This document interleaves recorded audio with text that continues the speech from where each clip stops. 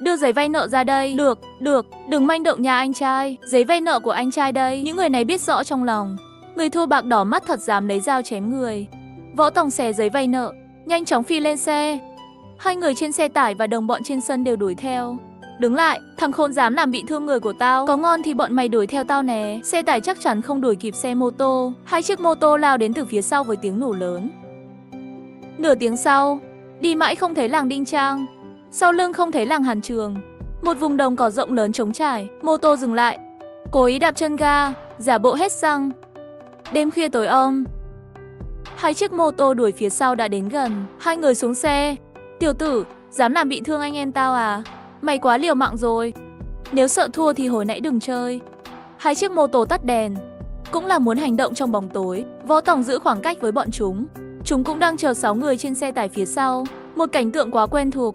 Đã từng có kinh nghiệm đánh nhau với người cầm dao lớn, hoàn toàn khác với người không có kinh nghiệm đó. Hai thằng mày ngon thì nhào vô. Huynh đệ, đang yên đang lành thua không dậy nổi thì đừng chơi. Lừa chúng tôi lấy 1.000 tệ gọi là có tai à?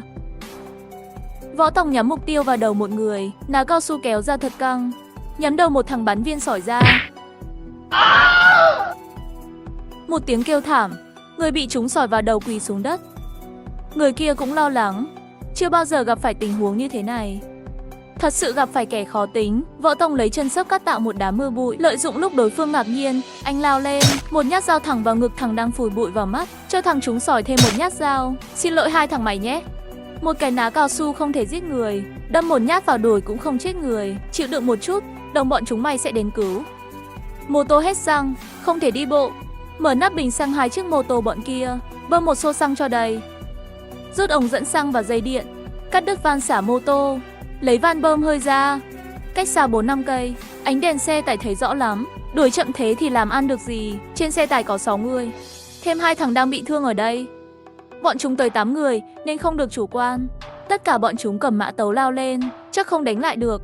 Không chơi lại được thì cách tốt nhất chỉ có một: dụ dỗ bọn này đi về phía trấn Cao Nhai. Nhìn bọn ngốc này mắc cười quá. Lêu lêu, 8 con cẩu, đồ bắt được ông nội chúng mày.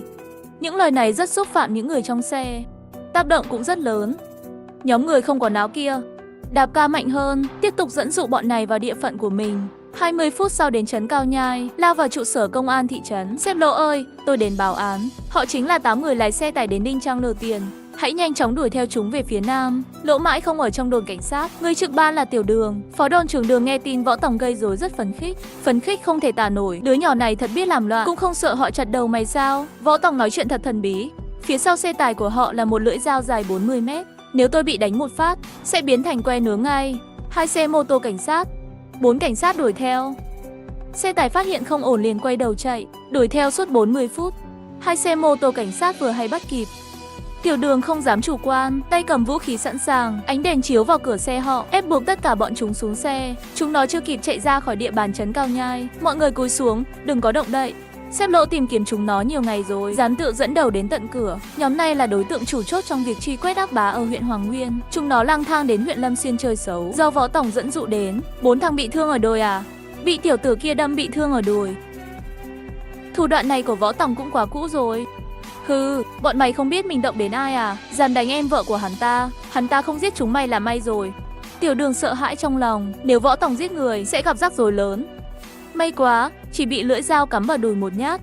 Mô tô đuổi theo đoàn xe 10 dặm giờ mới tới. Võ Tòng có một việc muốn bàn với Tiểu Đường. 800 tệ Lý Tiểu Bằng thua cược, số tiền hơn 10.000 tệ mà người làng Đinh Trang đã thua cược, có thể lấy lại được không? Điểm có lợi là quen biết với mấy sếp. Tiểu Đường liền đồng ý với thỉnh cầu của Võ Tòng. Bình thường, đây là số tiền cờ bạc bị tịch thu, không thể đào lấy lại được. Võ Tòng, anh cũng không biết cụ thể là bao nhiêu, cứ lấy đi 15.800 tệ này.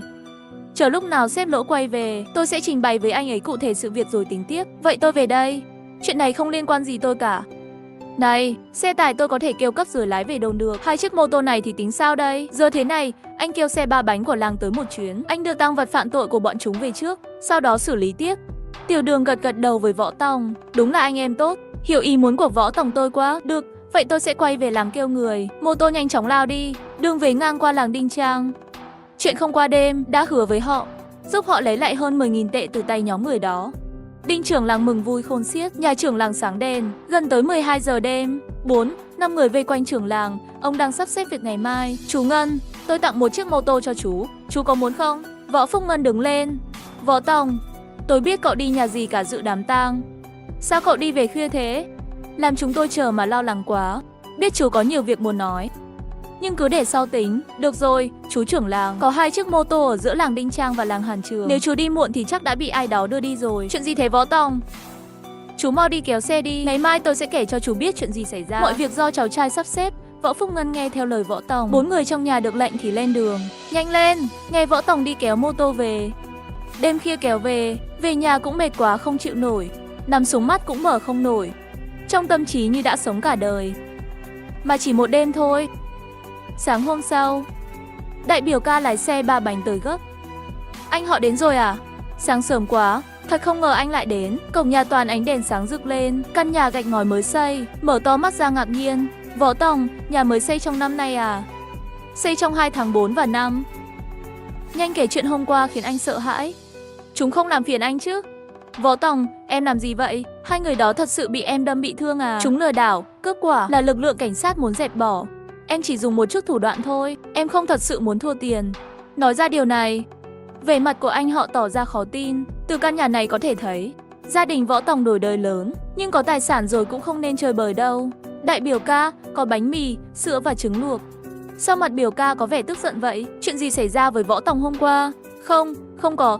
Võ Tòng nói gia đình em thay đổi lớn. Anh vội vàng đến xem. Kim Liên không suy nghĩ nhiều, để lại người đàn ông nói chuyện với anh họ. Cô ấy ra ngoài lo việc nhà khác. Võ Tòng, hôm qua đã xảy ra chuyện gì? Họ không bắt kịp em. Họ đang đi trên 2 chiếc mô tô. Tiếng nói của trưởng làng bên ngoài cổng lớn. Võ Tòng ơi Võ Tòng, mày đã làm hỏng 2 chiếc mô tô đó. Sao sửa mãi không xong? Hôm qua mày làm gì vậy? Chuyện gì xảy ra vậy?